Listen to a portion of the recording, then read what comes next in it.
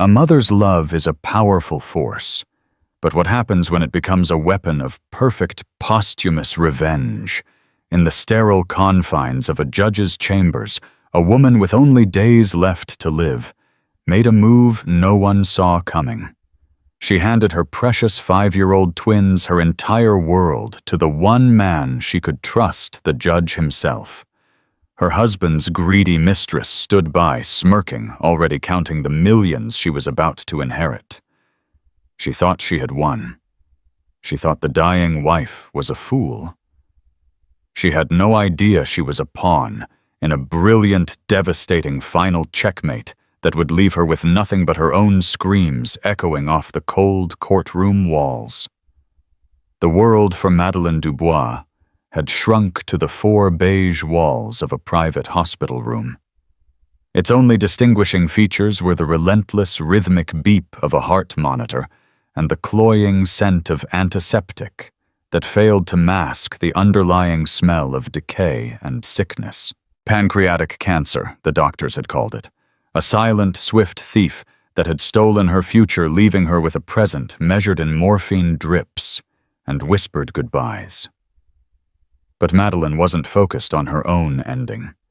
Her gaze, soft and endlessly deep, was fixed on the 2 small bursts of life chasing each other around the foot of her bed. Olivia and Noah, her 5-year-old twins. Olivia with her mother's raven hair and a spirit full of fiery determination. Noah, a quieter soul with his father's contemplative blue eyes and a gentle heart. They were her masterpiece, her legacy, the only part of her life that remained pure and untouched by the filth of betrayal. Their father, Walter Prescott, was already gone. Not from cancer, but from the sudden shocking brutality of a massive coronary 3 months prior. He had been a titan of the financial world, a man whose name was synonymous with ruthless success. To the world, he was a genius. To Madeleine, he had become a stranger, a ghost in their sprawling mansion long before his heart gave out on the 17th hole of the Oakwood Country Club. The space he had vacated in their lives had been quickly and garishly filled by Brenda Holloway. Brenda was standing by the window now, tapping impatiently on her phone. She wore a tight, leopard print dress that was wildly inappropriate for the solemn atmosphere of a hospital. Her perfume, a cloying floral scent, fought a losing battle with the room's sterile air. She was 10 years younger than Madeleine, with bottle-blonde hair and a face that was a testament to the finest cosmetic procedures money could buy. She had been Walter's executive assistant, a poorly veiled secret that the entire city had gossiped about for the last 2 years. After Walter's death, Brenda had shed no tears. Instead, she had moved into the Prescott mansion with the speed of a conquering army, her lawyers flanking her like stormtroopers. She treated Madeleine not as the grieving widow and mother of Walter's children, but as a temporary, inconvenient tenant whose lease was about to expire. "The lawyer is on his way," Brenda announced, not looking away from her phone. "Mr. Peterson. He says the final reading of the will can be expedited. Given your condition." The words hung in the air, dripping with false sympathy. Madeleine offered a weak, tired nod. She had seen the will. Walter, in a fit of passion or perhaps sheer cruelty, had shown it to her months before he died. He had left her a token spousal allowance, an insult disguised as a pittance, and the rest, the entire Prescott fortune, was to go to Brenda. The real estate, the stock portfolio, the controlling interest in Prescott Enterprises, everything. The twins were not even mentioned. It was a final, brutal act of erasure. "That's good," Madeleine whispered, her voice a dry rasp. Olivia, sensing her mother's distress, stopped her game of chase and ran to the bedside. "Mommy, are you sad?" she asked, her small hand covering Madeleine's frail one. Madeline summoned a smile that cost her nearly all her remaining energy. "Never sad when I have you, my little star," she said, stroking her daughter's hair. Noah came over too, leaning his head against the bed rail, his blue eyes wide with a worry he couldn't articulate. Brenda watched the scene with a curled lip, a flicker of disgust in her eyes. To her, the children were just complications. Loose ends. She had made it clear she wanted nothing to do with them once Madeline was gone. "They'll be a matter for social services," she'd once said, flippantly within earshot of a nurse. It was that comment, that casual, cruel dismissal of her children's future, that had solidified the desperate, audacious plan taking root in Madeline's mind. For weeks she had lain in this bed, a prisoner of her own body, her sharp intellect, a caged lion pacing behind tired eyes. She had been playing the part of the defeated, dying wife perfectly. She had allowed Brenda to believe she was a footnote, a tragic but ultimately irrelevant figure in the grand drama of the Prescott inheritance. Brenda saw a dying woman. She had no idea she was looking at a grandmaster in the final moves of a game for everything that mattered. Madeline's gaze drifted to the small, worn, leather-bound address book on her nightstand. There was only one number she needed. One name she had been holding in reserve like a secret weapon. A name from a past Brenda knew nothing about. A past where Madeleine Dubois was not just a wife, but a force to be reckoned with. She waited until Brenda, bored of the hospital room, announced she was going down to the cafeteria for a decent coffee. The moment the door clicked shut, Madeleine reached for the phone. Her fingers, thin and trembling, fumbled with the buttons. She took a deep, rattling breath and dialed the number. It rang 3 times before a deep, calm voice answered. Coleman. A wave of relief washed over her, so potent it felt like a dose of medicine. "Arthur," she rasped. "It's Madeleine Dubois."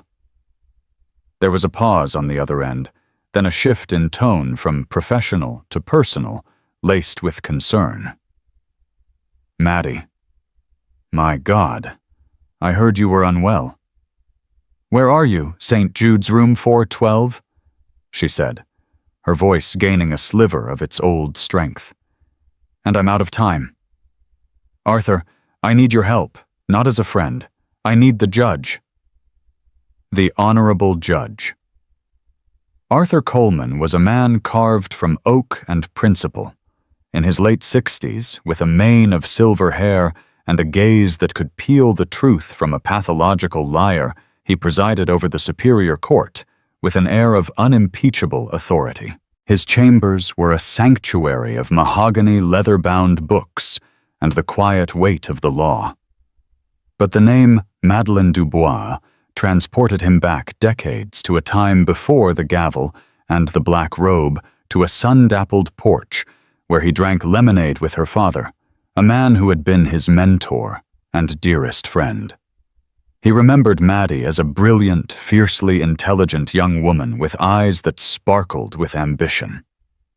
He had been there when she graduated top of her class in economics, and he'd quietly mourned when she'd set aside her own promising career to support a brash, charismatic young entrepreneur named Walter Prescott.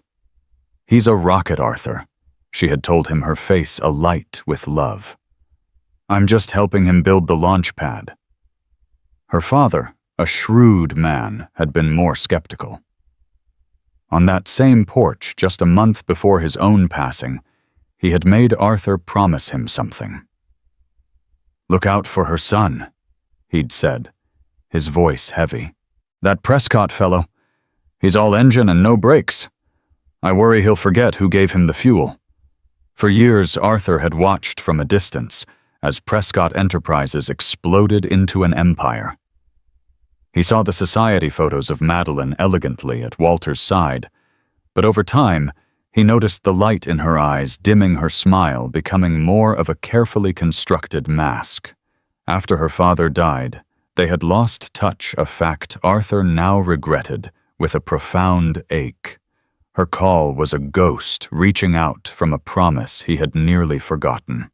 He canceled his afternoon docket without a second thought. An hour later, he was walking down the sterile corridor of St. Jude's Hospital, his polished leather shoes making no sound on the linoleum floor. He found her in room 412, and the sight of her stole his breath. The vibrant woman he remembered was a pale, fragile echo lost in a sea of white sheets. But when her eyes met his, he saw it the same keen intelligence, the same indomitable spirit now honed to a diamond-sharp point by pain and urgency. Arthur. She breathed a genuine smile gracing her lips for the first time in what felt like an eternity. Maddie. He walked to her bedside, taking her delicate hand in his large, warm one. He ignored the two small children who peeked at him from behind a chair, their eyes wide with curiosity. "What is this? What's happened?" "The inevitable," she said with a shrug that was both graceful and heartbreaking. "But we don't have time for that. I need you to do something for me. It's unorthodox." He pulled a chair close. "For you, Maddie, anything. I want you to become the legal guardian of my children," she said the words clear and precise, with no room for misinterpretation. Arthur stared at her, stunned into silence. Of all the things he had expected, this was not it.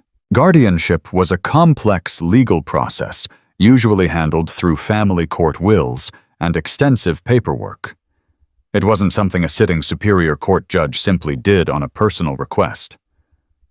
"Maddie, that's a very serious step. Your husband, his family. Walter is dead," she cut in her voice, sharp. "And his family hasn't spoken to me in a decade. His will leaves the children with nothing and no one. It leaves everything to his mistress." The word mistress hung in the air, cold and ugly. Now Arthur understood. This wasn't just about securing a future for her children, it was about protecting them. "She wants them gone." "Arthur." Madeline continued, her eyes pleading. "She sees them as an inconvenience. The moment I'm gone, she'll hand them over to the state without a second thought. I cannot. I will not let my children be raised by the foster care system while that woman lives in their home, spending their father's money." The fire was back in her eyes, the same fire he'd seen when she debated economics professors in college. "I have a plan," she said, her voice dropping to a conspiratorial whisper. "But it only works if you are their legal protector. Untouchable. She can't challenge you. No one can. What is this plan? Maddie, first you must agree. You must stand in loco parentis. I have the papers drawn up. My nurse is a notary. It's all I have the strength left to do." Judge Arthur Coleman looked from Madeline's desperate, intelligent face to the two small children huddled together. He saw Olivia's defiant chin and Noah's soulful eyes. He saw the ghost of his old friend Madeline's father and the weight of a promise made on a summer afternoon. The law was his life, its rules and procedures, sacrosanct. But what was the law if not a shield for the innocent and the vulnerable? "All right, Maddie," he said, his voice thick with emotion. "All right. I'll do it." A single tear traced a path down Madeline's hollowed cheek. It was not a tear of sadness, but of victory. "Good," she said, her energy renewed. "Now for the second part. I need you to arrange a meeting in your chambers tomorrow morning. Me, the children, my husband's lawyer, Mr. Peterson, and the mistress, Brenda Holloway. It will be for the official reading of Walter's will. In my chambers, Maddie, a will reading is usually at the lawyer's office. It must be there, Arthur," she insisted. "It must be on your ground. under the seal of your court. It's the only way." He didn't understand her strategy, but he could see the brilliant, calculating mind at work behind her pain-filled eyes. She wasn't just making arrangements. She was setting a stage. She was arranging the pieces on a chessboard for one final devastating move. "I'll make the calls," he assured her. "We'll convene at 10 a.m. sharp." "Thank you, Arthur," she whispered, sinking back against the pillows, the effort of the conversation having drained her completely. As her eyes fluttered shut, she murmured one last thing so quietly he had to lean in to hear it. "Tell them to bring all of Walter's corporate formation documents. Everything. From the very beginning." Judge Coleman's chambers felt less like an office and more like a temple, dedicated to the solemnity of justice. The walls were lined with centuries of legal wisdom, bound in leather, and the air itself seemed heavy with the gravity of decisions made within them. At the center of the room was a large, imposing mahogany table, its surface polished to a mirror shine. It was here at 10 o'clock the next morning that the players in Madeline's final act assembled. Getting Madeline there had been an ordeal. It required special transport, a wheelchair, a portable oxygen tank, and 2 nurses. She sat at the head of the table looking impossibly small and frail, yet her presence dominated the room. Her eyes, though shadowed with fatigue, were clear and sharp. Olivia and Noah sat on small chairs beside her, clutching crayons and paper provided by the judge's kind-hearted bailiff. They were quiet, overwhelmed by the imposing room and the palpable tension. Brenda Holloway arrived 5 minutes late, a deliberate power move. She swept in dressed in a sharp black power suit that screamed money and ambition. She gave Madeline a cursory, pitying glance and shot a look of pure annoyance at the children. Her lawyer, a slick man with a reptilian smile, followed in her wake. Mr. Peterson, the Prescott family lawyer, was already seated. He was an older man, portly and nervous, clearly uncomfortable with the unusual venue. He clutched a thick leather briefcase to his chest, as if it contained state secrets. Judge Coleman entered last, his black robe adding to his gravitas. He didn't sit behind his large desk, but took the chair opposite Madeline, positioning himself as a moderator, not a distant authority. His gaze swept over the room, lingering for a moment on Brenda's smug face. "Thank you all for coming," he began, his voice calm and commanding.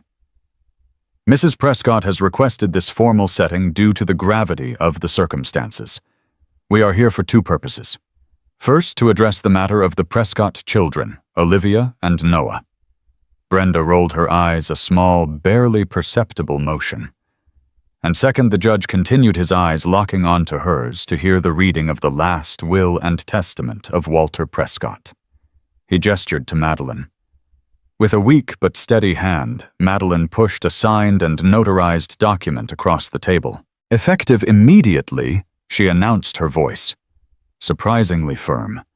"I am relinquishing my parental rights and granting full legal guardianship of my children, Olivia Dubois Prescott and Noah Dubois Prescott, to Judge Arthur Coleman."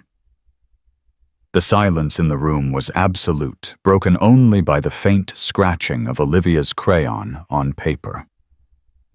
Brenda let out a short, incredulous laugh. "You're what? You're just giving them away to him?" She looked at Judge Coleman as if he were part of some bizarre conspiracy. Her lawyer leaned in and whispered, "It's irregular, but if she's of sound mind and he accepts, it's likely legal. It actually solves a problem for us." Brenda's expression shifted from disbelief to smug satisfaction.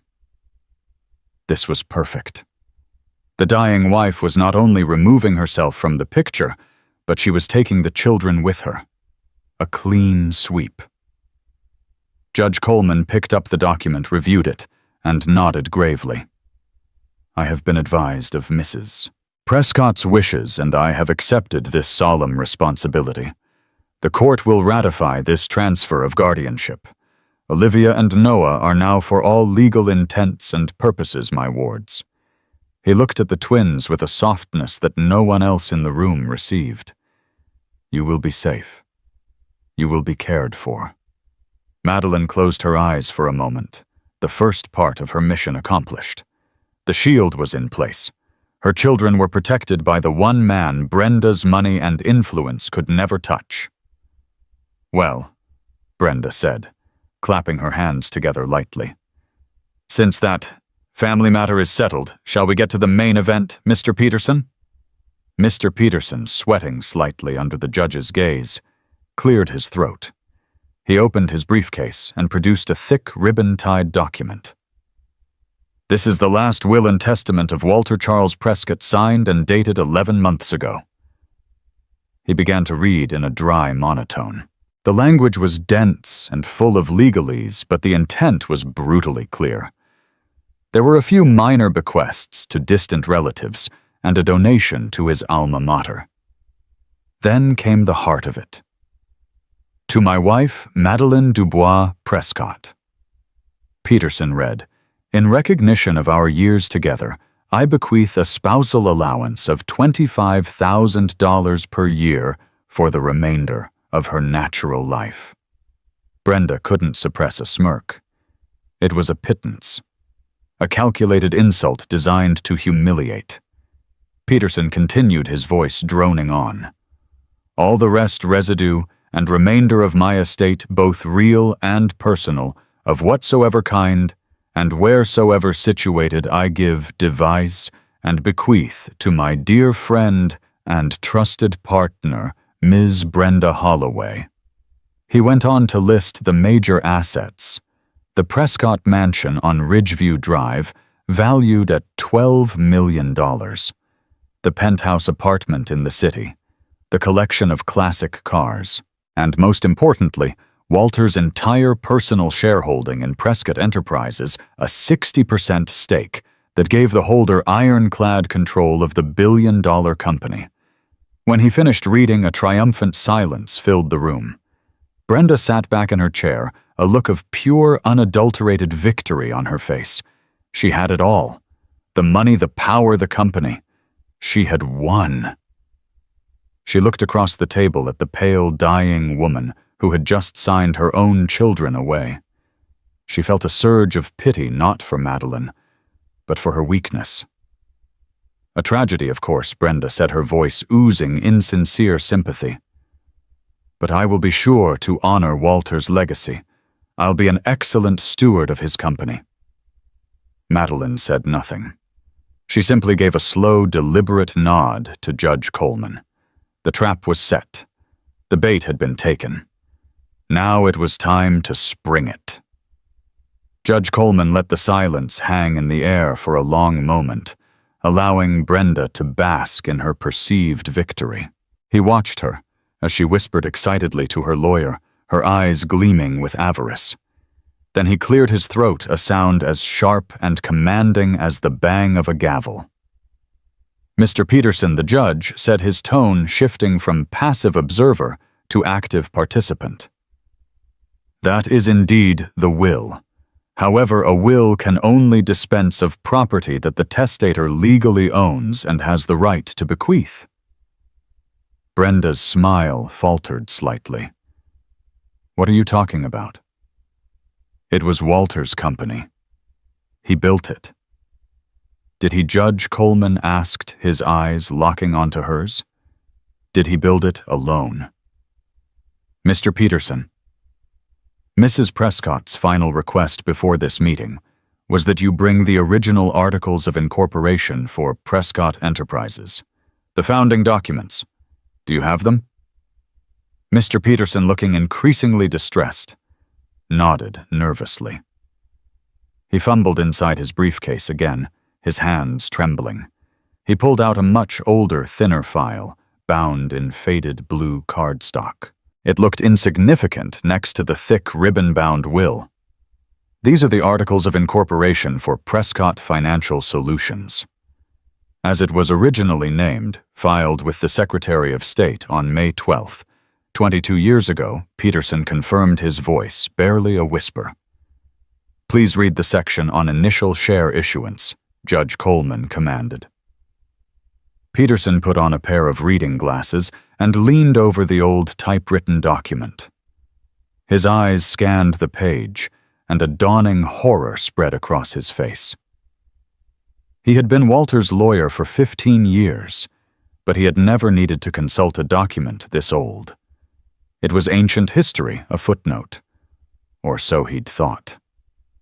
"The corporation," he began to read, his voice shaky, "is authorized to issue 1,000 shares of common stock.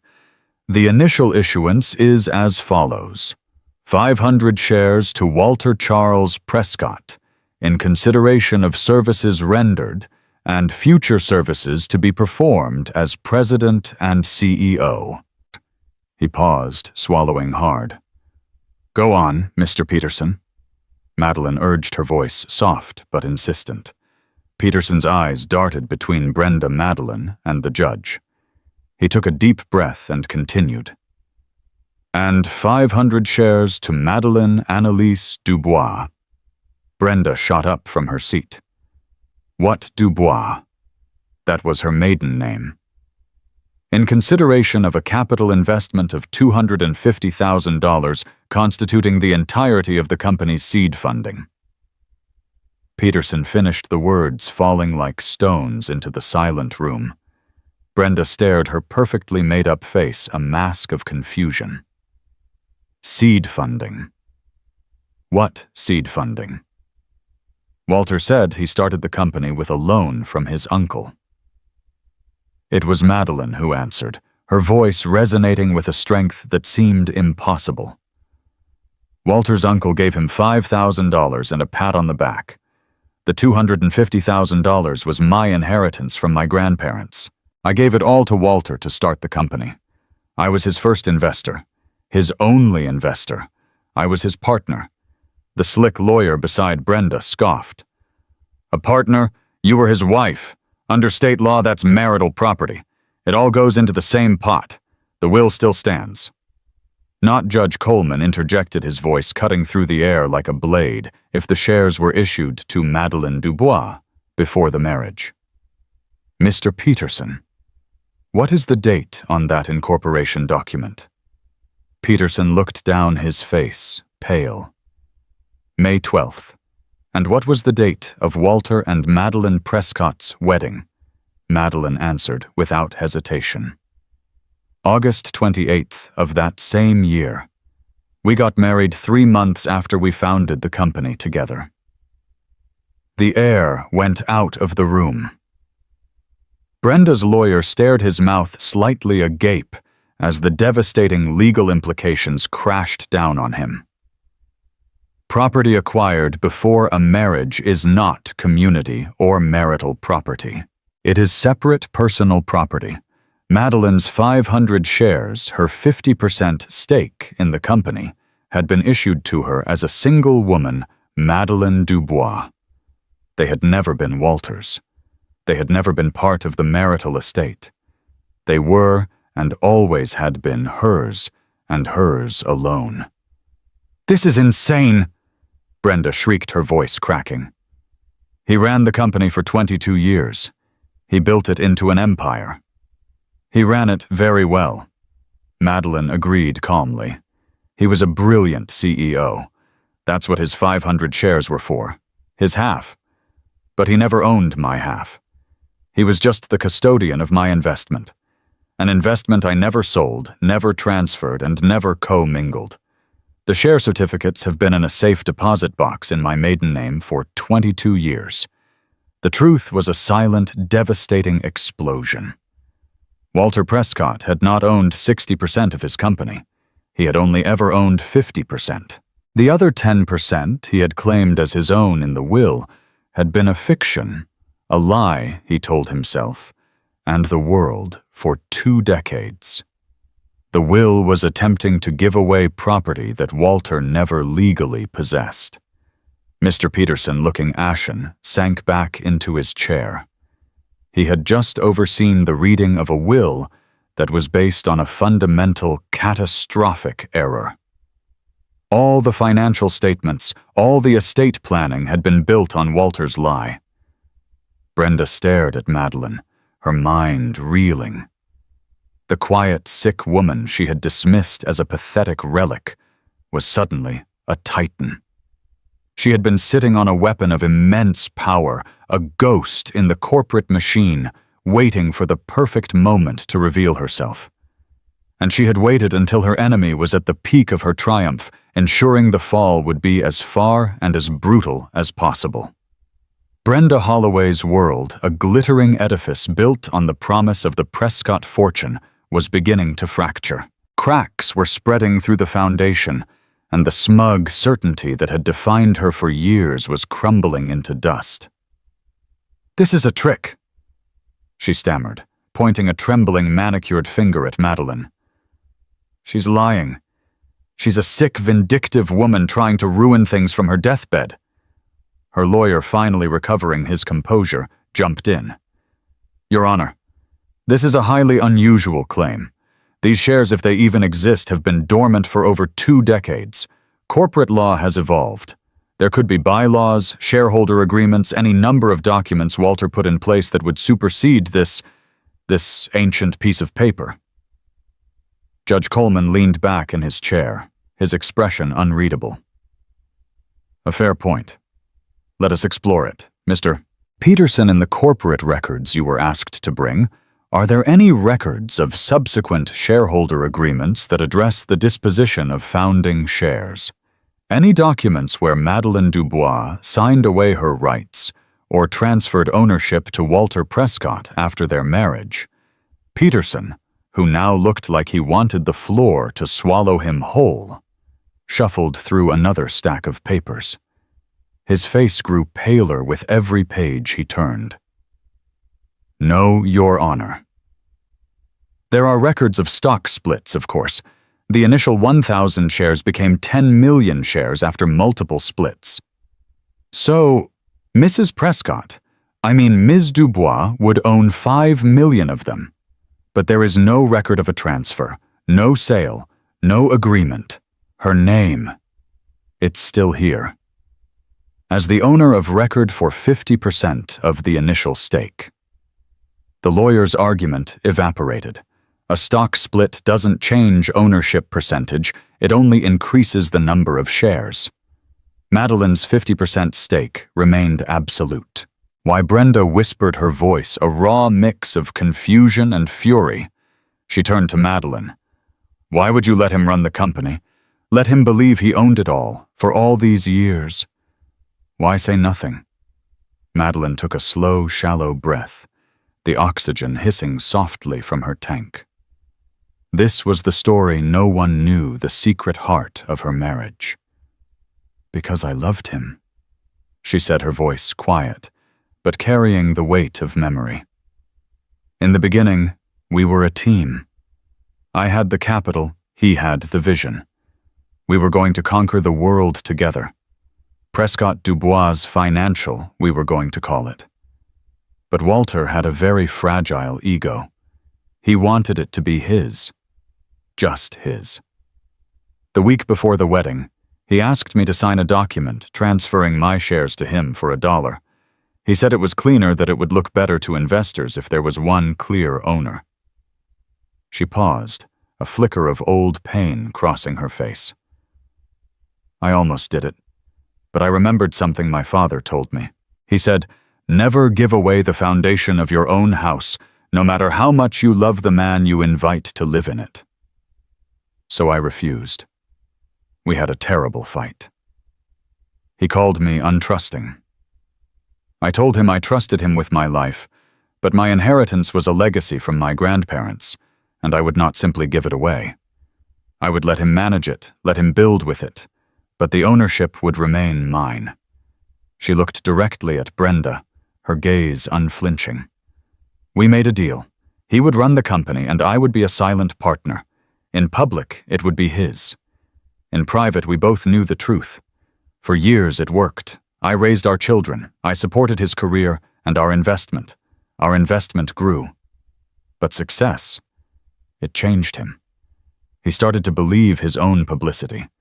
He forgot that the launch pad he'd used had been built with my materials. He forgot I wasn't just his wife. I was his co-founder. Brenda's face was a storm of emotions. The story didn't compute. In her world, women like Madeline were accessories, not architects. When he met you, Madeline continued, her voice devoid of malice, filled only with a weary sadness he had forgotten me completely. He drafted that will, trying to give you what was never his to give. He was so arrogant, he never imagined I would ever call in the debt. He thought I was weak. A society wife with no head for business. And you just let him believe it, Brenda asked, aghast. What was I to do? Fight with a man I once loved? Tear our family apart while our children were young? No. I kept my peace. I kept my share certificates in that safe deposit box, a silent testament to the truth. I hoped one day he would remember the man he used to be. But he never did. She coughed, a deep rattling sound that shook her small frame. And then he died. And you tried to erase my children. That was a line that could not be crossed. The pieces clicked into place, forming a picture of breathtaking long-term strategy. Madeline hadn't been a passive victim. She had been a queen in a self-imposed exile, holding the true crown in her hands all along, waiting. She had waited through years of neglect and disrespect, through public humiliation and private heartbreak. She had held her power in reserve not for her own sake, but as the ultimate insurance policy for her children. Brenda's lawyer was frantically whispering to her. The will isn't completely invalid. You still get his half. His 50%. It's still a massive fortune. A flicker of hope returned to Brenda's eyes. Yes, 50%. She could still be rich. She could still fight for control. It wasn't everything, but it was a long way from nothing. She straightened up, a new defiant glint in her eye. Fine. 50%. I'll take Walter's half. We'll see who runs Prescott Enterprises now. Madeline looked at her, and for the first time a small, sad smile touched her lips. Oh, you poor thing, she whispered. You still don't understand, do you? You haven't heard the final part of my will. The room, which had been buzzing with the energy of revelation and conflict, fell silent once more. All eyes turned to Madeline. Brenda, who had just begun to reassemble her shattered hopes around the idea of inheriting 50% of the company, felt a new cold dread creep up her spine. My will, she scoffed, trying to regain her footing. Your will is irrelevant. You have nothing left to give, a $25,000 a year allowance that you won't live to collect. That is true. Madeline conceded, her voice calm. Walter's will left me with nothing of value, but I am not speaking of the will I might write today. I am speaking of the will I wrote yesterday afternoon, immediately after Judge Coleman agreed to become the guardian of my children. She nodded toward the judge. From his own briefcase, Judge Coleman produced a single crisp document. I have here the last will and testament of Madeleine Dubois Prescott, he announced, his voice resonating with official finality. It was dictated by Mrs. Prescott, transcribed and signed by her in the presence of 2 witnesses and a notary at St. Jude's Hospital yesterday. I have reviewed it, and it is legally ironclad. Brenda stared at the document as if it were a venomous snake. Mr. Peterson leaned forward, his professional curiosity overriding his fear. It is a very simple will, Judge Coleman continued. He didn't need to read it. Madeline's instructions had been burned into his memory. It contains only one significant clause. He looked directly at Brenda, his gaze stripping away her last vestiges of defiance. Madeleine Dubois, Prescott, being of sound mind and body, does hereby give device and bequeath her entire personal estate, including but not limited to her 5 million shares of common stock in the corporation known as Prescott Enterprises to a trust fund. Brenda's breath hitched. A trust fund. The judge let the words hang in the air before delivering the final, crushing blow. A trust fund established for the sole benefit of her children, Olivia Dubois Prescott and Noah Dubois Prescott. This trust is to be managed and administered until the children reach the age of 25 by a single appointed trustee. He paused, his eyes as cold and hard as granite. And she has appointed me, Arthur Coleman, as that trustee. The blade had fallen. It was a move of such strategic brilliance that it left everyone in the room momentarily speechless. The full weight of it descended upon Brenda in waves, each one more suffocating than the last. She was not inheriting control of Prescott Enterprises. She was not even inheriting half. Walter's will gave her his 50% stake, yes, but Madeleine's will gave the other 50% stake to her children under the direct control of Judge Coleman. At best, Brenda was now a 50% shareholder in a company where the other 50% was controlled by a man who held her in utter contempt, a man who was the legal guardian of the very children she had tried to cast aside. She would never have a controlling interest. Every decision, every board meeting, every dividend payout would be a battle. She would be locked in a permanent corporate stalemate with the unimpeachable Judge Arthur Coleman. Her dream of being the queen of Prescott Enterprises, of wielding its power and spending its vast profits, was dead. But it was even worse than that. Brenda's lawyer, his face the color of spoiled milk, began to see the deeper, more ruinous implications. He leaned over and whispered frantically in her ear. The assets, the house, the cars, Brenda, they were all owned by the company Walter used the corporation as his personal bank. The mansion isn't in his name. It's a corporate asset. The penthouse, the art collection. It's all owned by Prescott Enterprises to minimize taxes. The blood drained from Brenda's face, the $12 million mansion she thought she had inherited. It belonged to a company she now co-owned with her sworn enemy. The fleet of luxury cars, corporate property. The endless expense accounts, subject to board approval, a board that Judge Coleman, as trustee for 50% of the shares, would have equal power in appointing. Walter's will had given her his shares, but Madeleine's masterstroke had rendered those shares almost worthless in the way Brenda cared about. She wouldn't be able to liquidate assets, sell off divisions, or use the corporate coffers as her personal piggy bank. She was shackled to Judge Coleman. What had Walter actually left her of his own? A few personal bank accounts likely holding a fraction of the total fortune. A wardrobe of expensive clothes. That was it. The entire empire, the source of the lifestyle she had killed her soul for, was tied up in the company. The structure of Madeleine's revenge was now horrifyingly clear.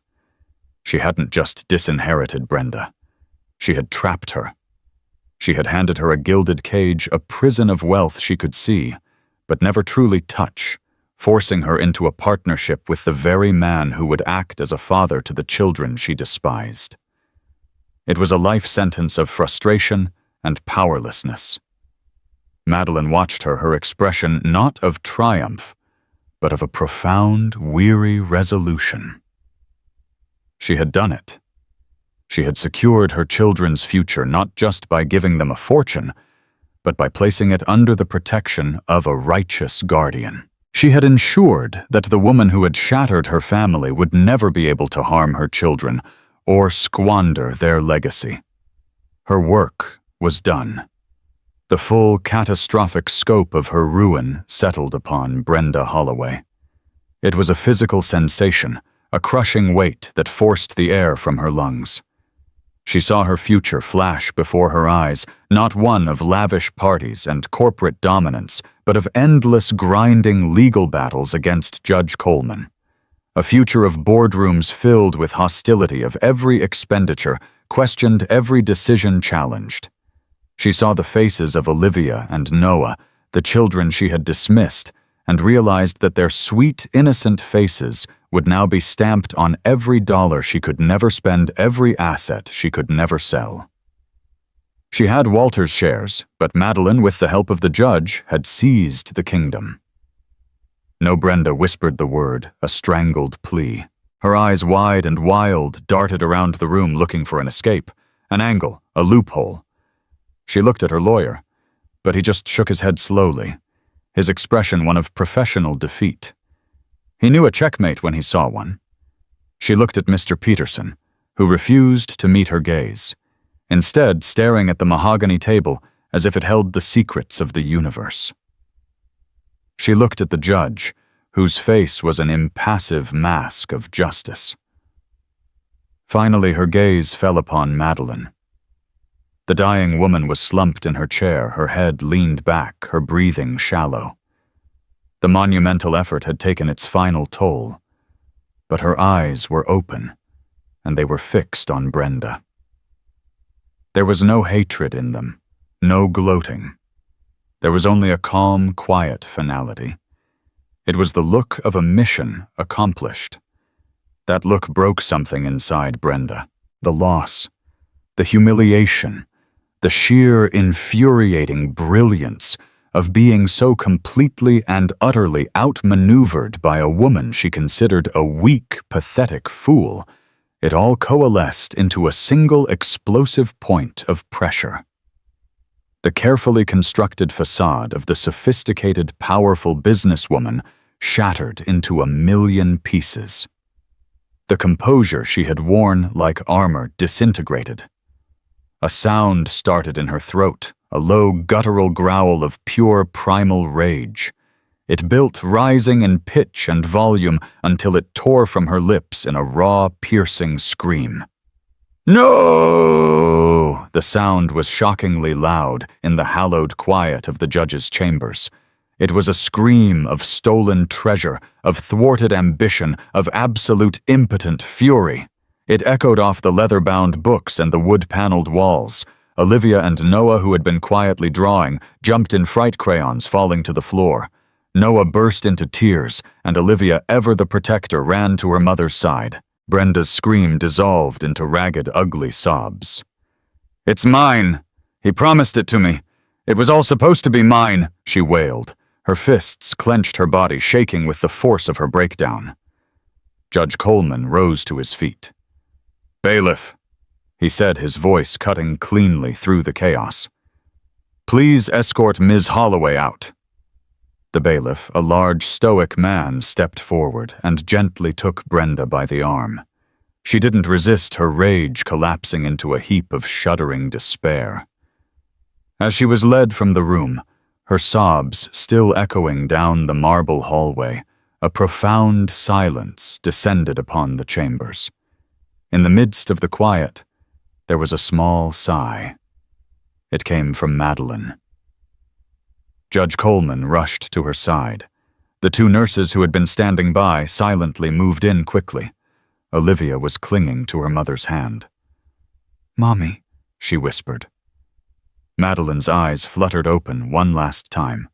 She didn't look at the judge or the nurses. Her gaze found her children. A faint, peaceful smile touched her lips. She had heard Brenda's scream. She had seen the complete and total victory of her plan. Her children were safe. Her legacy was secure. She had shielded them from the storm. "My stars." She breathed, her voice barely a whisper. And then, with the same gentle quiet with which she had lived the last few months of her life, she was gone.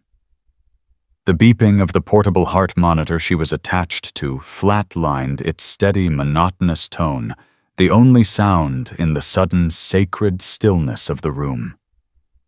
Judge Arthur Coleman gently placed a hand on Olivia's shoulder, his heart breaking for the children and swelling with a fierce protective resolve.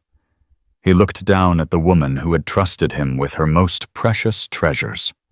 Madeleine Dubois had died in a judge's chambers, a warrior on her chosen battlefield. She had lost her life, but in her final brilliant act, she had won the war. The silence she left behind was not one of absence, but of peace. The architect of ruin for one had been the architect of salvation for two others. Her final will had been executed. 15 years later, Judge Arthur Coleman, now retired, stood on a sun-drenched university quad. His hair was completely white, and he walked with a slight limp, but his eyes were as sharp as ever, and they shone with unmistakable pride. A young woman with raven hair and a fiery, confident smile ran towards him, waving a diploma. "We did it, Uncle Arthur!" Olivia Prescott shouted, throwing her arms around him. She had just graduated summa cum laude with a dual degree in finance and law. A few feet behind her, a tall, handsome young man with calm blue eyes walked over a sketchbook tucked under his arm. "She means she did it," Noah Prescott said with a gentle laugh. "I just provided the artistic encouragement." He had become a gifted architectural designer, his quiet nature finding its voice in the creation of beautiful, harmonious spaces. They were happy.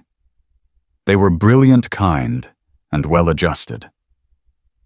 Arthur had raised them as his own, filling their lives with the love and stability their mother had so desperately wanted for them.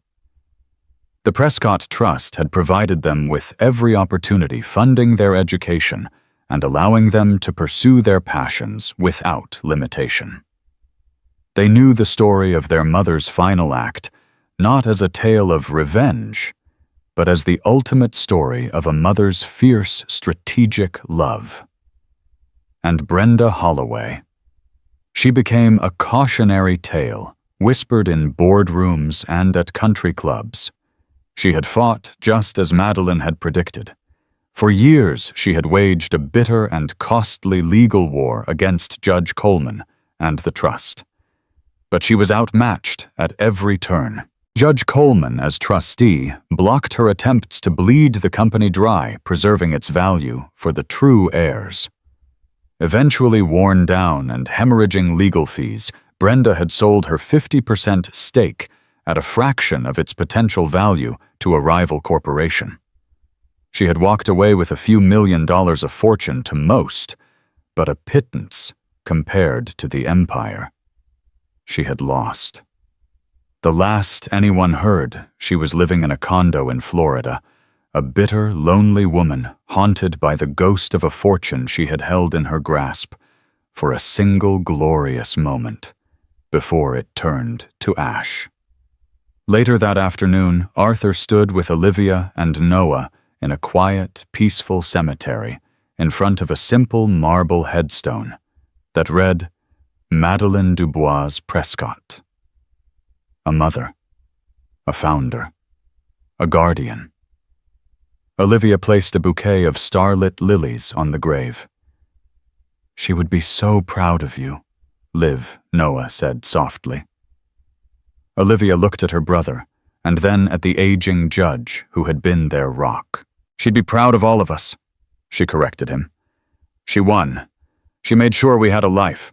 She made sure we had you." Arthur put his arms around the two remarkable young adults his Maddie had entrusted to him. The long-ago promise he had made to her father had been the defining honor of his life. Madeleine's love had not died with her. It had been an investment, the seed capital, for the wonderful lives her children were now living. It had been the most powerful and enduring fortune of all. Madeleine's story is a powerful testament to the fact that true strength isn't always loud. It is often found in quiet resilience, sharp intellect, and a mother's unbreakable love that reaches even beyond the grave. Her plan was a masterpiece of strategy born from desperation but executed with perfect precision. Was it justice for her children, or was it the ultimate revenge against the woman who wronged her? Perhaps it was both. What do you think of Madeline's final devastating move? Was it a stroke of genius or a cold, calculated plot? Let us know your thoughts in the comments below. If you were moved by this story of a mother's final act of protection and justice, please show your support by hitting that like button, sharing this video with someone you know, and be sure to subscribe to our channel for more unforgettable stories that will stay with you long after you've finished watching. Thank you for listening. What happens when the life you built, the home you furnished with love, and the man you pledged your future to are all stolen from you in a single, heart-shattering moment? For Eleanor Vance. 8 months pregnant and standing in a torrential downpour, that nightmare became a reality. Locked out of her own multi-million-dollar mansion, she could only watch as another woman, a cunning, beautiful rival, prepared to walk down the aisle and marry her husband. Everyone believed Eleanor was the past, a forgotten chapter. They all thought the father of her unborn child had abandoned her. But they made one fatal miscalculation. They assumed he would never come back. This is the story of how a woman's world was destroyed by a devastating betrayal and the shocking truth that returned from the edge of the world to change everything. The rain was a cold, relentless mockery. It plastered Eleanor Vance's brown hair to her cheeks and soaked through her thin maternity blouse, chilling her to the bone. But the cold was nothing compared to the ice that had taken root in her soul. She stood before the imposing wrought iron gates of her own home, the home she and Julian had bought 2 years ago, the sprawling Atherton mansion they were supposed to fill with the laughter of their children. Her child, the one she could feel kicking restlessly beneath her heart right now, as if sensing its mother's distress. Her knuckles were raw from banging on the intercom, her voice hoarse from screaming Julian's name into the unfeeling speaker. Nothing. The only response was the hiss of the rain on the slick asphalt and the rustle of the ancient oak trees that lined the long, curving driveway. Just 3 weeks ago, Julian Croft, her brilliant, ambitious husband, had kissed her goodbye at the airport. His geological engineering firm had landed a massive career-defining contract, a deep earth survey in a remote mountainous region of Patagonia. 2 months, Ellie, that's all. He had promised, his hand resting protectively on her swollen belly. There'll be almost no signal, so don't panic if you don't hear from me for a week at a time. I'll be dreaming of you and our little one. When I get back, we'll be set for life. I'll be all yours. She had trusted him. Of course she had. Their love story was one for the ages, a whirlwind romance that had blossomed into a deep, tender partnership. Julian was her rock, her champion. The first week had been silent, as expected. The second week, a pre-scheduled automated email arrived, thinking of you. Everything is on track. Love you both. It was sterile, but it was something. But then the third week came, and her world tilted on its axis. Her credit cards were declined. A terse email from Julian's personal assistant, a woman Eleanor had never liked, informed her that Mr. Croft had initiated a restructuring of his personal finances, and that all joint assets were temporarily frozen. Confused and scared, Eleanor had driven to his downtown office only to be politely but firmly denied entry by security. Panic had begun to set in. Today, it had exploded. A courier had delivered a thick, cream-colored envelope to the small art studio she kept in town. Inside was a wedding invitation. Isabella Ricci and Julian Croft request the honor of your presence at the celebration of their union. The date was this Saturday, just 4 days away. The venue, their home, the Atherton Mansion, which brought her here shivering in the rain, locked out of her own life. The security code had been changed. The locks were new.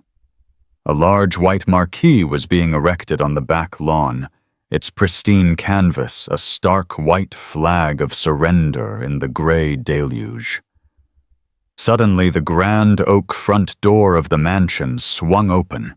A figure silhouetted against the warm golden light from within stepped out onto the porch, an umbrella held elegantly above her head. It was Isabella Ricci.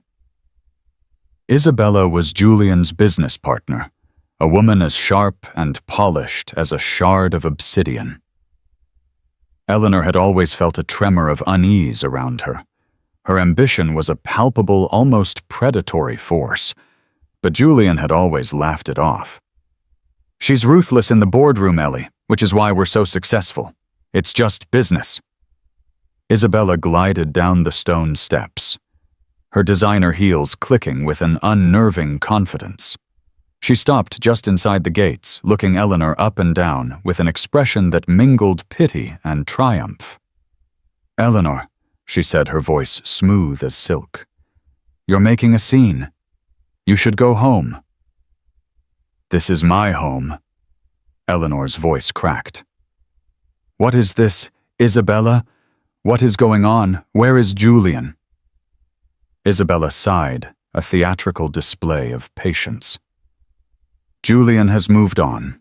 He realized he made a mistake. Our partnership was always more than just business, and being away from the domesticity gave him clarity. He wants a partner who is his equal, not a hobbyist." She gestured vaguely at Eleanor's bump. "Or a dependent." The cruelty of the words stole Eleanor's breath. "That's a lie. He loves me. He loves this baby." "Does he?" Isabella smiled, a chilling, razor-thin line. "He signed over power of attorney to me before he left Eleanor. He gave me control of everything. His finances, his properties, his life. Does that sound like a man planning to come back to you?" She held up her left hand, and even in the dim light, the diamond that sparkled on her ring finger was obscene. It was a new ring, larger and colder than the one Julian had given Eleanor. "Security!" Isabella called out, not even looking back at the house. 2 burly men in black suits emerged from a small guardhouse by the gate. "Please escort Miss Vance off the property. She's trespassing." "You can't do this!"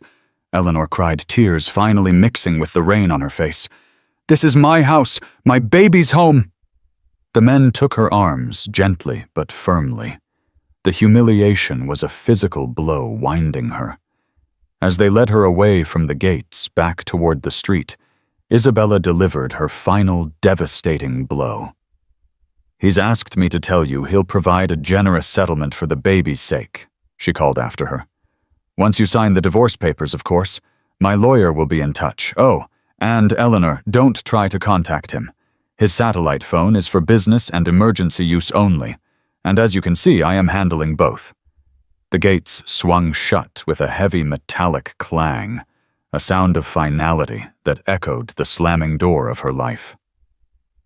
Defeated, drenched, and carrying the child of a man who had seemingly erased her from existence, Eleanor Vance stumbled away into the rain with nowhere to go. Her fairy tale had become a horror story, and the villain was sleeping in her bed.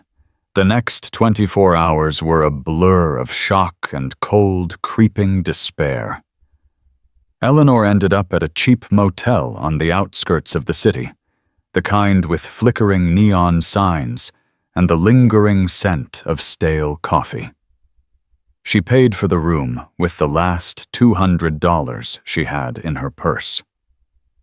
Huddled under a thin, scratchy blanket, she stared at the water-stained ceiling, her mind a frantic vortex of unanswerable questions.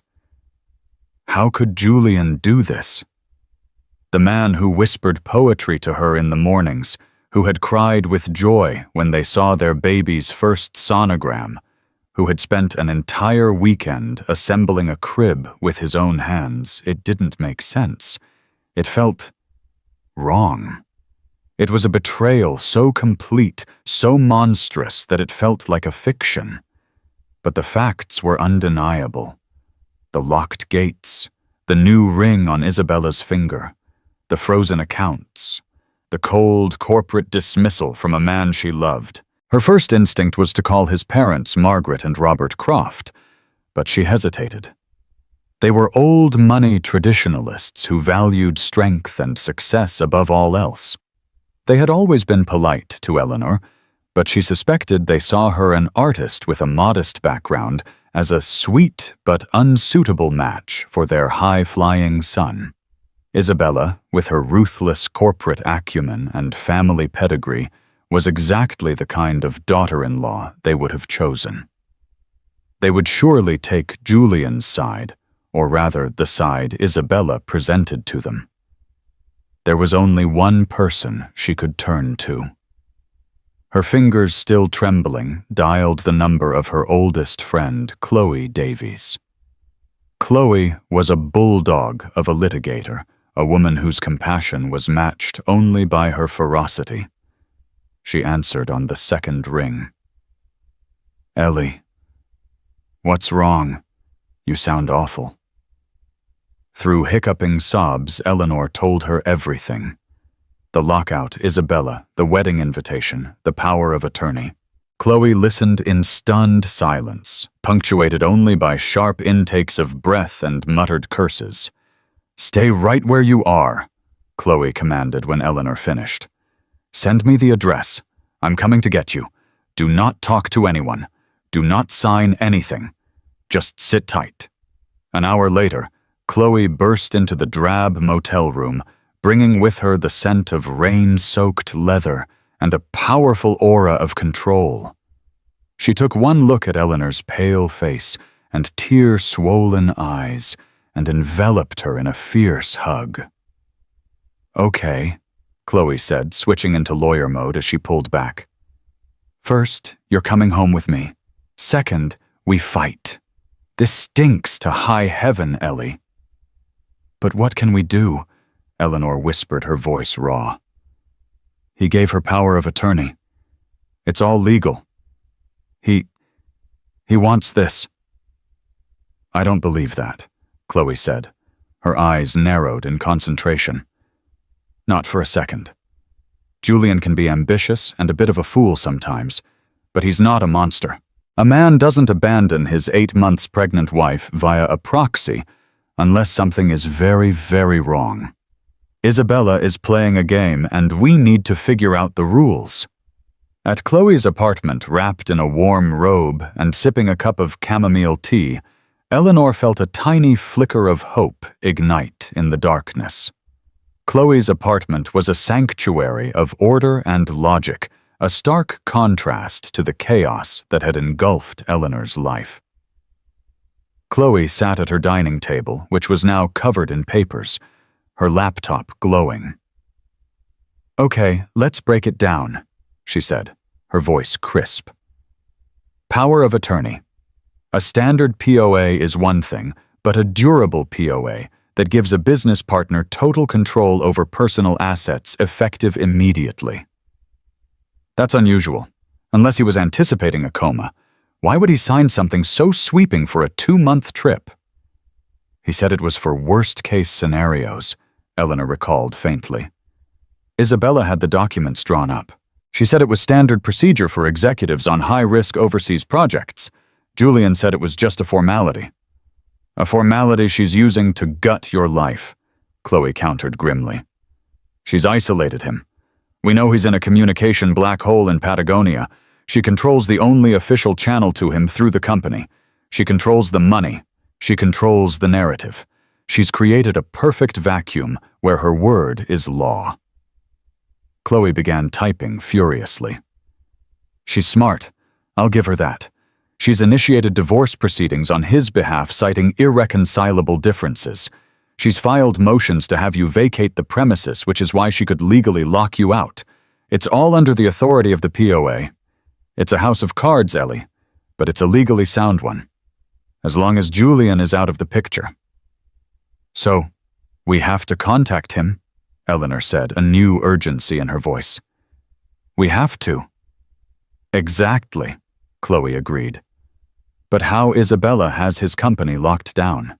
Trying to go through official channels will just alert her. We need a back door. For hours, they brainstormed, digging through old emails, photos, and documents. They tried to find names of other team members on the Patagonia project, but the personnel list was classified as proprietary company information. Isabella had thought of everything. As dawn approached, painting the sky in shades of gray and lavender, Eleanor felt exhaustion and despair creeping back in. She was staring blankly at a photo on her phone, one taken the week before Julian left. They were in the half-finished nursery. Julian was on his knees, laughing, covered in pale yellow paint, and she was standing over him, her hand on her belly. Something clicked in her memory. A small, seemingly insignificant conversation. "Ellie," she said, her voice suddenly sharp. "The project. Julian was worried about it. He said it was incredibly complex and that Isabella was pushing the timeline too aggressively.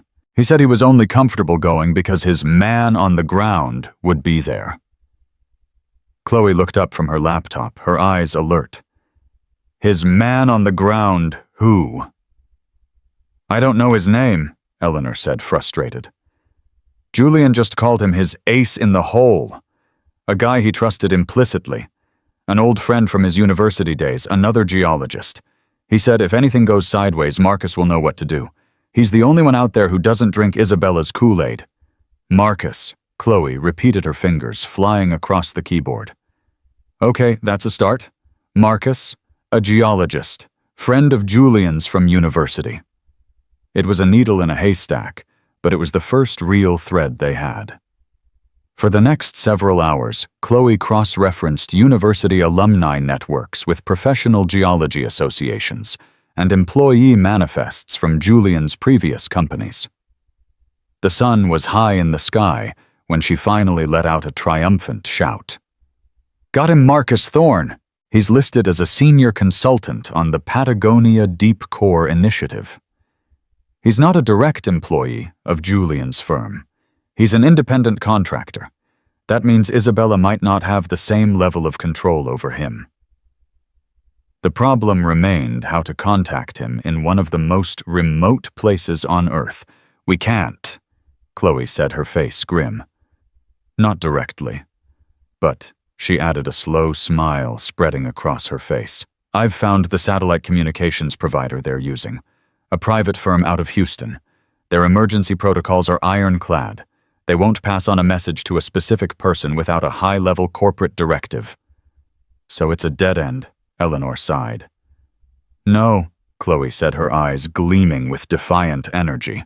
"It's a wall, and I'm a lawyer. My job is to find cracks in walls." She picked up her phone. "I think it's time to make a friend at the FCC and talk about international satellite transmission regulations. It's a long shot, Ellie, but it's a shot." For the first time in days, Eleanor felt a surge of adrenaline that wasn't born of fear. It was the thrill of the fight. They had a name. They had a plan. The wedding was in 3 days. The clock was ticking. While Eleanor and Chloe were searching for a lifeline, Isabella Ricci was cementing her victory. She moved through the Atherton mansion not as a guest or a usurper, but as its rightful queen. The staff who had adored the kind and unassuming Eleanor now moved about with a hushed tension, terrified of their new mistress. Isabella was a micromanager of breathtaking arrogance. She had Eleanor's personal art and photographs boxed up and stored in the dampest corner of the cellar. She replaced the warm, earth-toned decor with cold, minimalist furniture in shades of chrome and black. The house was being systematically stripped of Eleanor's soul and redecorated in the image of a corporate boardroom. Her first morning as the sole lady of the house, she summoned the head housekeeper, Mrs. Gable, a kind woman in her late 60s who had worked for Julian's family for over 30 years. Martha, Isabella, began not bothering to use her proper name. The standards in this house have become lax. From now on, I will be approving all menus a week in advance. Staff will address me as Miss Ricci until Saturday, at which point I will become Mrs. Croft. Is that understood? Yes, Miss Ricci, Mrs. Gable murmured, her eyes fixed on the floor. And what about about Eleanor? Isabella's smile was thin and dangerous. Mr. Croft's former wife is no longer a concern of this household. Any communication with her by any member of staff will be considered a breach of contract and grounds for immediate dismissal without references. I trust I'm making myself clear. The threat hung in the air, thick and suffocating. Mrs. Gable, whose entire life was tied to her position, could only nod in silent, resentful compliance. Isabella's most important task that day was managing Margaret Croft.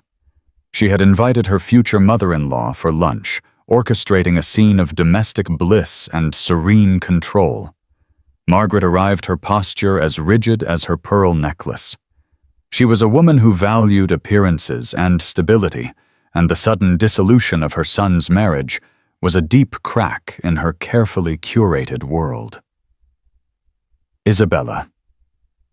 Margaret said, her tone cool as she accepted a glass of iced tea. This is all so sudden. I confess I'm finding it difficult to understand. Julian and Eleanor seemed perfectly happy. Isabella placed a comforting hand on Margaret's arm, her face a mask of sorrowful sincerity. I know this is a shock, Margaret. It was for me, too. The truth is, Julian has been unhappy for a long time. Eleanor, she's a sweet girl, but she doesn't challenge him. She doesn't understand the pressures he's under. He told me he felt like he was drowning in domesticity. She let that sink in before continuing. Being away on this project gave him the space to finally be honest with himself. He realized that our partnership, our intellectual connection, was the foundation he truly wanted for his life. He called me, Isabella lied, her voice catching with practiced emotion. He was in turmoil. He asked me to handle everything to make the break as clean as possible so he could focus on the project. He wanted to come back to a new beginning. But a baby Isabella. Margaret pressed her brow, furrowed. He's abandoning his pregnant wife. He is not abandoning his child, Isabella corrected gently. He's set up a generous trust. He will absolutely provide for the baby. He just knows he cannot be the husband Eleanor needs. It would be a lie. And Julian, above all, is an honorable man. It's tearing him apart, but he's doing the hard but right thing. She skillfully reframed his desertion as a noble sacrifice. She then guided Margaret through the house, showing off the wedding preparations. The cascade of white orchids, the string quartet practicing in the garden, the 5-tiered cake sitting in the industrial kitchen. It was a spectacle of wealth and impeccable taste, designed to overwhelm and assure Margaret that this new union was one of strength and permanence. By the end of the lunch, Margaret Croft was convinced. Isabella was not a home wrecker. She was a savior, a strong woman who had stepped in to support Julian during a difficult but necessary life transition. Eleanor was now recast in her mind as a casualty of circumstance, a gentle but ultimately weak woman who couldn't keep up with her formidable son. Isabella's web of lies was intricate and strong. She had isolated Julian, neutralized his friends and family, and seized control of his empire. In her mind, the victory was already complete. The wedding on Saturday was a mere formality, a coronation.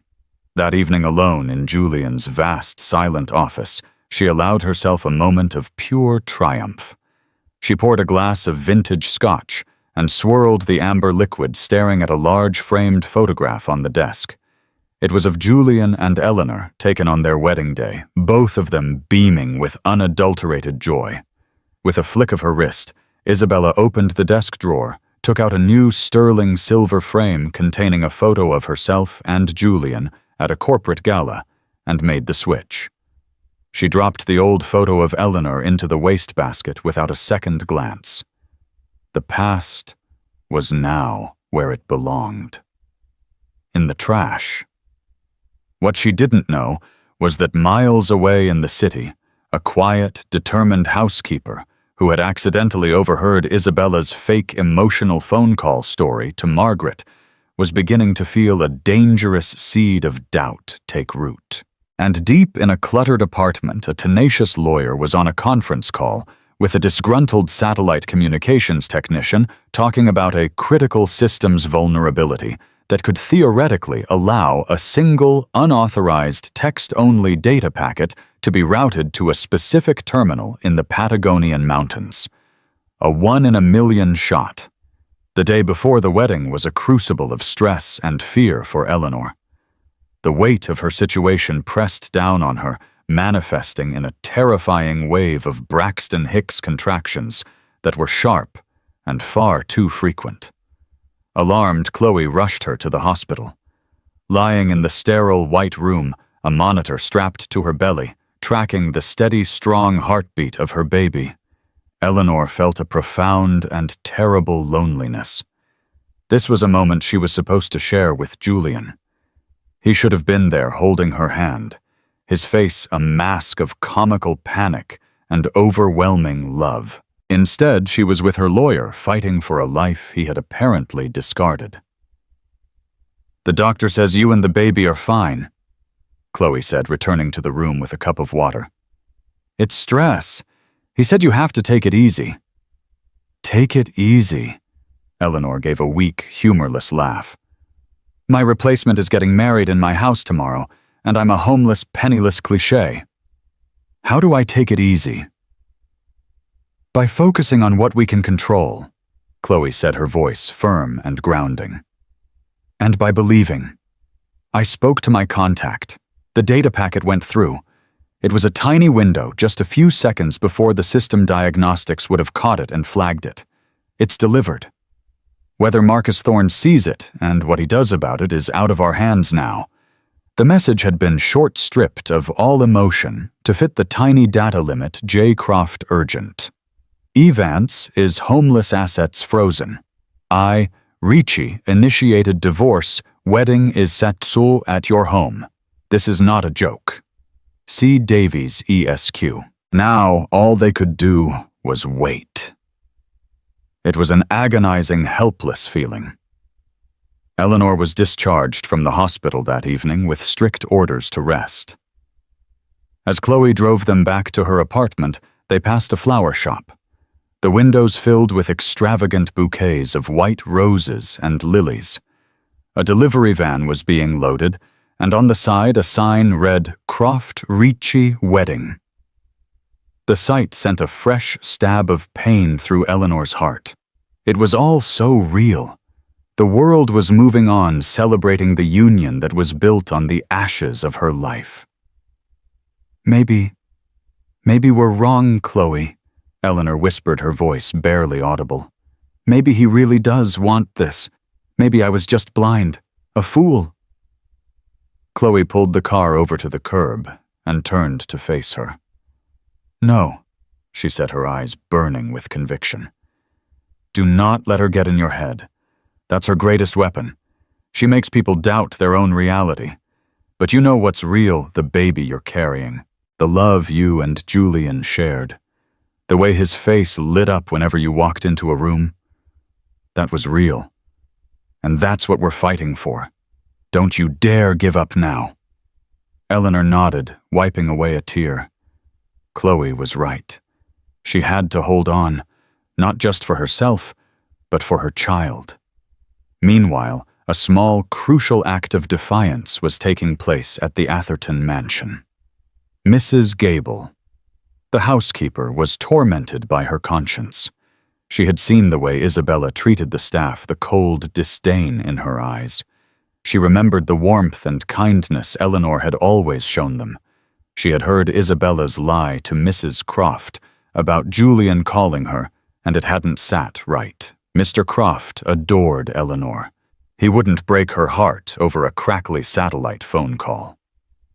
Under the pretense of taking out the recycling misses, Gable retrieved the framed photo of Eleanor and Julian's wedding that Isabella had thrown in the office wastebasket.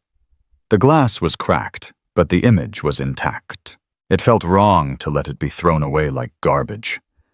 She slipped it into her apron, her heart hammering in her chest.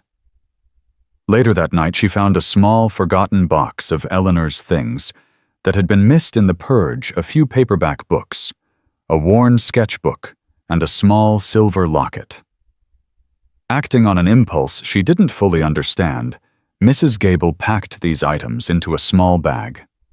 She didn't know what she would do with them, but she felt a powerful need to save these last vestiges of the real Mrs. Croft. It was a small rebellion, but it was hers. The clock ticked past midnight. It was now Saturday, the wedding day.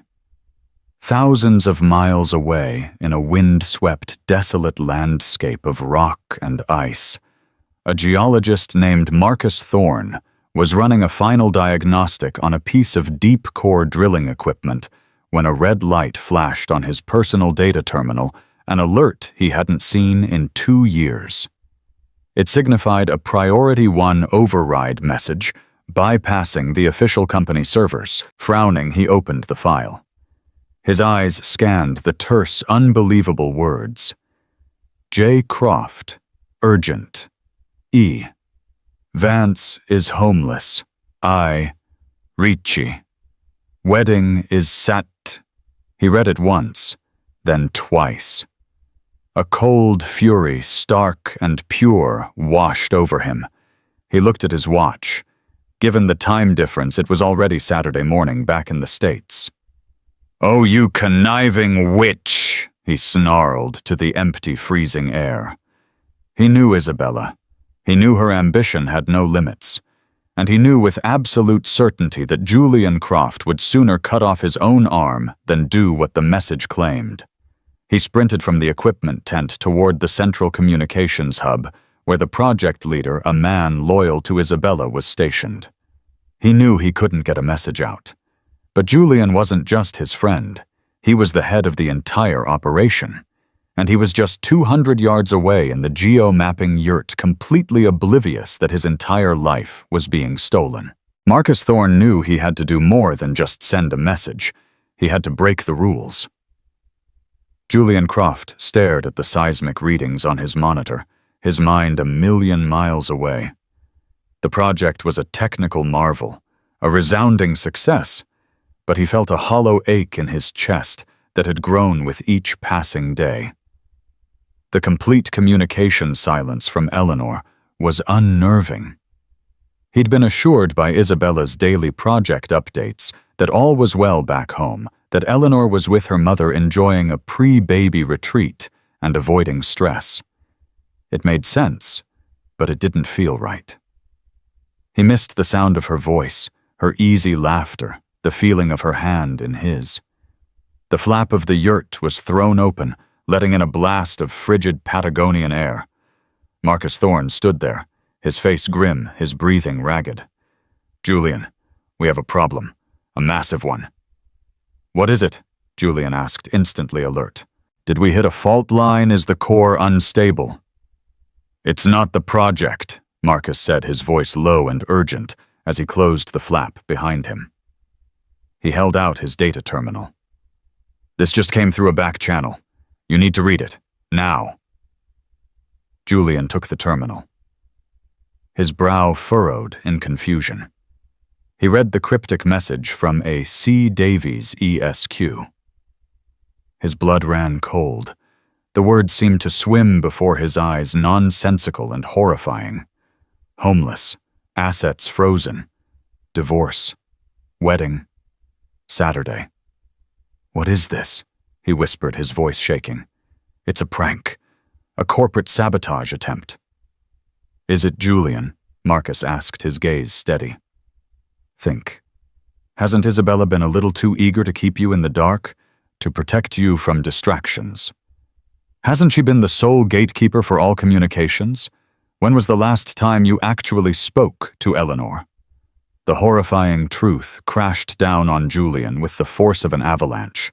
The flimsy excuses, the reassurances, the power of attorney he had so cavalierly signed at Isabella's urging. It was all a meticulously constructed cage. He had been so focused on his work, so trusting that he had walked right into it. She said Eleanor went to her mother's." He stammered the words, tasting like ash. "She said the signal was too weak for voice calls, that text only was safest." "She's been lying to you, Julian. About everything," Marcus said. "It's Saturday morning back home. The wedding. It could be happening right now." A primal roar of rage and despair tore from Julian's throat. He wasn't just a fool. He had been a willing pawn in the destruction of his own life, in the suffering of the woman he loved more than anything. He grabbed the sat phone, the one Isabella had assured him was for outgoing emergencies only. He dialed Eleanor's number. A pre-recorded message stated the number was no longer in service. He tried his lawyer. The same. His bank. His access was denied. Isabella had cut him off from the world, leaving him stranded at the bottom of it. "The project leader Henderson, he's Isabella's man," Marcus warned. "He won't let you use the long-range comms or the helicopter. He'll say it's a breach of protocol." Julian's eyes, which moments before had been filled with confusion, now hardened into chips of ice. The brilliant, easygoing engineer was gone, replaced by a man galvanized by fury. "Then we won't ask for his permission," Julian said, his voice dangerously quiet. What followed was a blur of calculated chaos. Julian, the head of the entire project, strode into the communications hub and, citing a critical equipment failure that required immediate consultation with the manufacturers in Germany, demanded Henderson hand over the multiband communication override codes. Henderson, flustered by Julian's unexpected and commanding presence, hesitated for only a moment before complying. While Julian worked the comms, Marcus went to the helicopter pilot, a grizzled ex-military man named Carter. He didn't spin a lie. He told him the truth, man to man. He told him about Julian's pregnant wife and the corporate takeover. Carter, who had little love for the condescending Henderson, and the icy Miss Ricci, listened, took a long drag from his cigarette, and gave a slow nod. "Fuel tanks are full. The bird gets mighty restless sitting on the ground." Within 30 minutes, Julian had managed to get through to his personal pilot in Punta Arenas, ordering his private jet to be fueled and ready for an immediate non-stop flight to California. He had chartered a military-grade transport to get him from the remote project site to the nearest major airstrip. The logistics were a nightmare, the cost astronomical. He didn't care. As the helicopter blades began to whir, Henderson came running out, his face purple with rage. "Croft, you can't do this. This is a violation. I'm reporting you to Miss Ricci." Julian leaned out of the open door of the chopper as it began to lift off the frozen ground. "You do that," he yelled over the roar of the rotors. "Tell her I'm coming home." The long flight back was the purest form of torture. For 18 hours, Julian was trapped in a metal tube hurtling through the sky, powerless to do anything but watch the flight tracker crawl across the map. He used the jet's satellite Wi-Fi to piece together the full extent of Isabella's treachery. He saw the divorce filings, the transfer of funds, the sale of his personal stocks. He saw the society pages announcing his glamorous whirlwind wedding to his brilliant business partner. It was a perfectly crafted narrative, and he was the silent, consenting groom. His rage was a living entity, a fire in his gut. But beneath it was a chasm of guilt and fear. Fear for Eleanor. Where was she? Was she safe? And their baby? What had this stress, this terror done to them? He had promised to protect them, and he had failed in the most spectacular way imaginable. He had handed the wolf the keys to the hen house. When the jet finally touched down in San Jose, it was just after 11:00 a.m. on Saturday. The wedding was scheduled for noon. He sprinted from the plane, ignoring the customs officials who shouted after him, and jumped into a waiting car he had arranged. "Atherton," he barked at the driver. "Drive like my life depends on it, because it does." As the car sped through the familiar streets, Julian Croft prepared himself. He wasn't just going to stop a wedding. He was going to war. The garden of the Atherton mansion had been transformed into a fairy tale setting. Hundreds of guests, a veritable who's who of Silicon Valley's elite, were seated in elegant white chairs. A string quartet played softly, their music weaving through the scent of thousands of white orchids. At the end of the aisle, under a magnificent floral archway, stood a nervous-looking officiant and a radiant Isabella Ricci.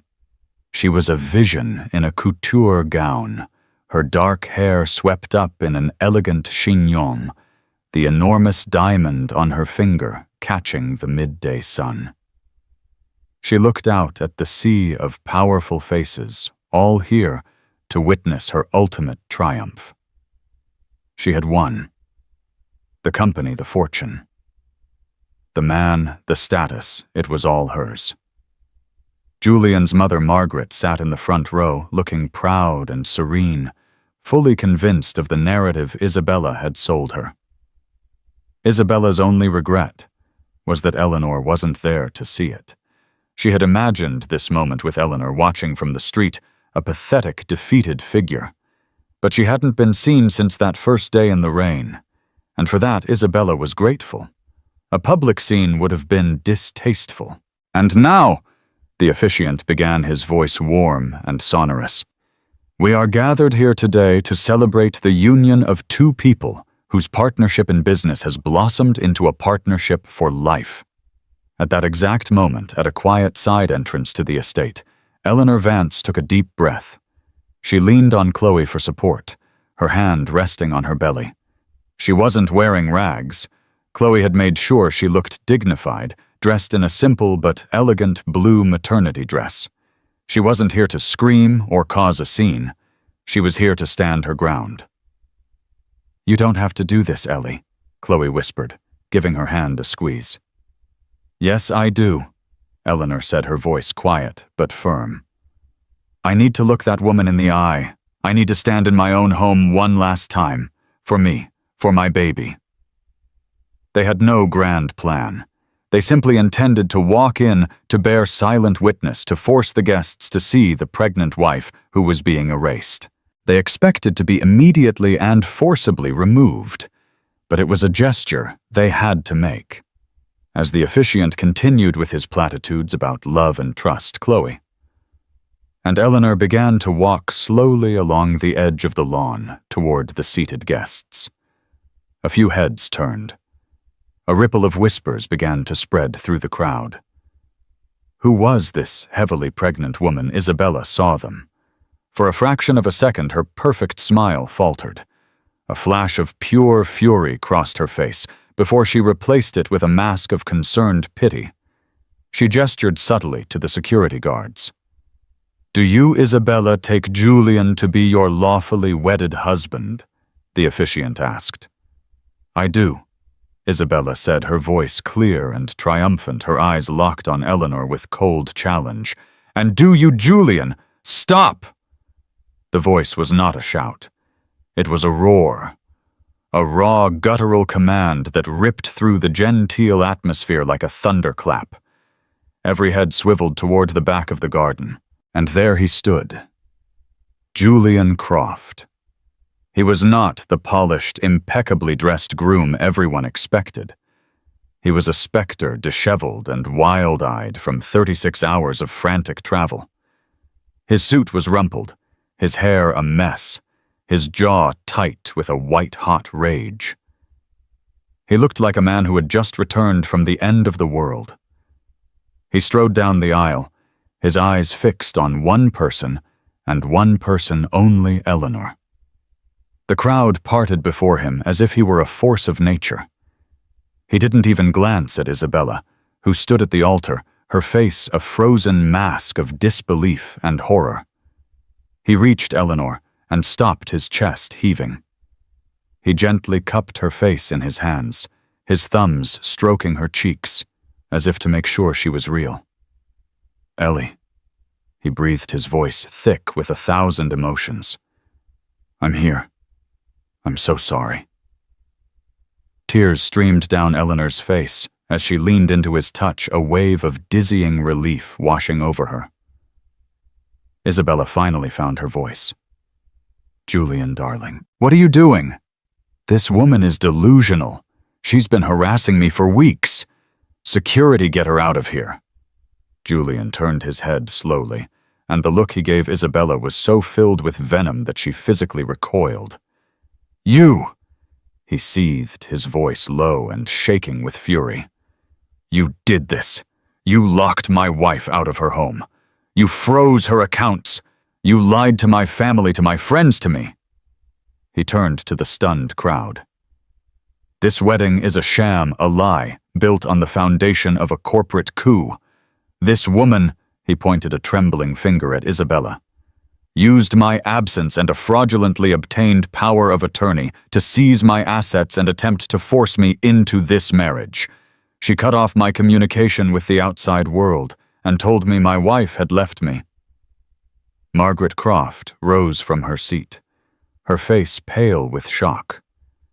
"Julian, what is the meaning of this?" "The meaning, mother," Julian said, his voice breaking, "is that I have been a blind fool. The meaning is that my wife, my real wife, Eleanor, is 8 months pregnant with our child and has been sleeping in motels while this viper redecorated our home for her sham wedding." Isabella laughed, a shrill, ugly sound. "He's clearly had some sort of breakdown on his trip. He's not well, don't listen to him." "Oh, I'm perfectly well, Isabella," Julian snarled. "In fact, I've never seen things more clearly." He pulled out his phone and pressed a button. A voice recording filled the silent garden, the panicked, angry voice of Henderson, the project leader, confessing under duress to an airline official that he had been instructed by Miss Ricci to block all of Mr. Croft's personal incoming and outgoing communications for the duration of the project. The gasp that went through the crowd was audible. The game was over. Isabella's face crumpled, her mask of composure shattering into 1,000,000 pieces, revealing the raw, desperate ambition beneath. "I did it for you," she shrieked at Julian. "For us. She was holding you back. I made you stronger. You tried to destroy the only thing in my life that has ever mattered." Julian said, his voice flat and dead. He turned to the security chief. "Bill, escort Miss Ricci off my property. She is to be charged with fraud, wire fraud, and about a dozen other things my lawyer will think of. Make sure she doesn't take anything with her. Nothing here is hers." As the guards moved in, Isabella stared at Julian, her eyes filled with a terrifying hatred. This was not how her story was supposed to end. With a final choked sob of rage, she allowed herself to be led away past the shocked faces of the guests who had been celebrating her just moments before. The garden was silent, save for the soft weeping of Margaret Croft. Julian ignored it all. He turned back to Eleanor, his eyes pleading. "Can you forgive me, Ellie, for being so stupid, for letting this happen?" Eleanor didn't answer with words. She simply collapsed into his arms, her body shaking with the release of weeks of terror and heartbreak. He held her tight, his hand resting protectively over her belly, over their child. He was home. The nightmare was over. The aftermath of the wedding that wasn't was swift and brutal for Isabella Ricci. Faced with a mountain of evidence and Julian's formidable legal team, she was buried in lawsuits. Her corporate reputation was annihilated, her assets frozen, and she became a pariah in the business world she had fought so desperately to conquer. Her reign had lasted less than a month. For Julian and Eleanor, the path forward was far more complex. The opulent Atherton mansion, once their dream home, was now tainted by the memories of betrayal and trauma. They sold it within a month, opting for a smaller, warmer house, nestled in a quiet, tree-lined street. Home, not a statement piece. The first few weeks were painfully raw. Julian was consumed by a self-loathing so deep it was a tangible presence in every room. He had not cheated on Eleanor, but in his mind his negligence was a far greater sin. He had willingly made himself blind and deaf, prioritizing his ambition over his family's safety, and it had nearly cost him everything. "How could I not see what she was?" he would ask Eleanor late at night, his voice thick with shame. "How could I have been so monumentally stupid?" Eleanor, in turn, was grappling with her own trauma. The feeling of utter helplessness, of being erased and discarded, had left deep scars.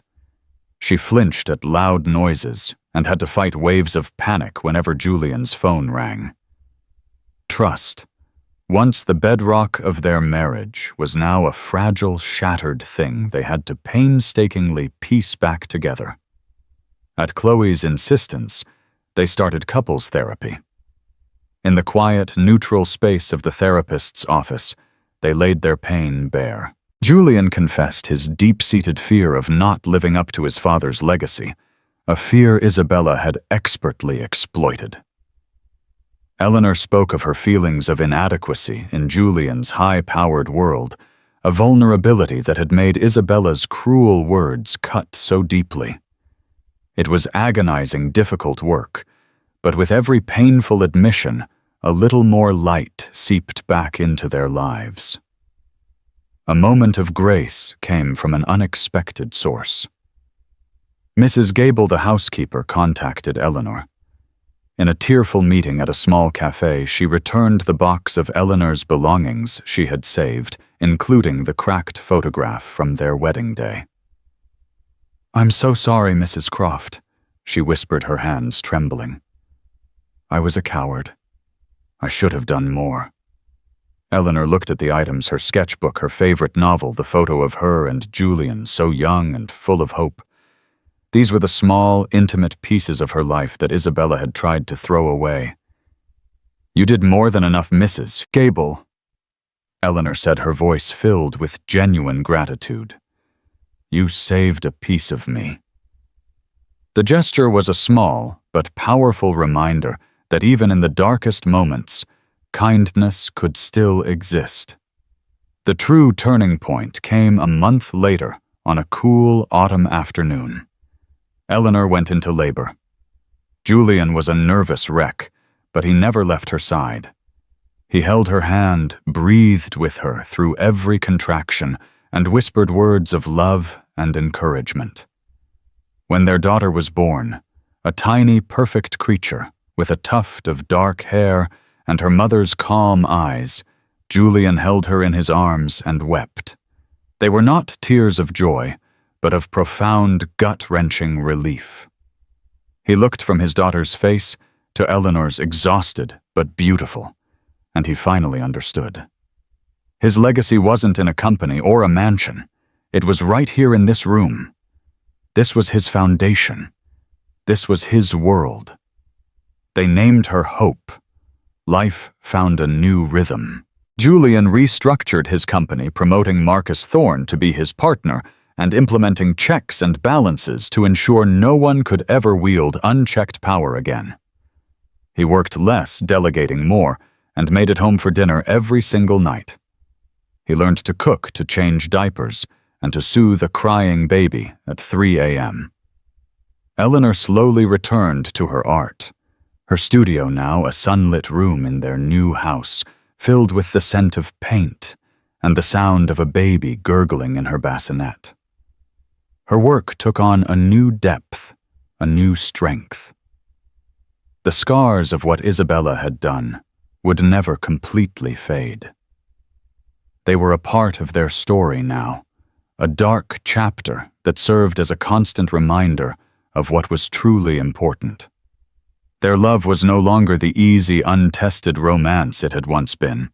It was stronger, more resilient, forged in the fires of betrayal and tempered by the hard work of forgiveness. One evening, as they sat on their porch watching the sunset paint the sky, Hope asleep in Eleanor's arms, Julian took her hand. "Thank you," he said softly.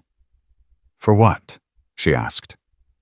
"For not giving up on me," he said, his voice thick with emotion. "For being strong enough for both of us." Eleanor leaned her head on his shoulder, the familiar weight of it feeling like home. "We're strong enough for anything now," she said. And looking at the family they had fought so hard to rebuild, she knew it was the truth. Eleanor's journey from the rain-soaked gates of her stolen life to the warm porch of her new home is a powerful testament to the resilience of the human spirit. It's a story about how quickly a perfect life can be shattered by greed and manipulation, but also about how the power of truth, loyalty, and a love that refuses to die can rebuild it stronger than before. They faced the ultimate betrayal, not from a stranger, but from someone they trusted, and fought their way back from the brink. What would you have done in Eleanor's position? How would you fight back when the entire world is telling you you've already lost? Share your thoughts in the comments below. We'd love to hear your perspective on this incredible story of survival and redemption. If this story moved you, please give this video a thumbs up. Share it with someone who loves a story of justice and resilience. And don't forget to subscribe to our channel for more true-to-life dramas that will capture your heart and keep you on the edge of your seat. Thank you for listening.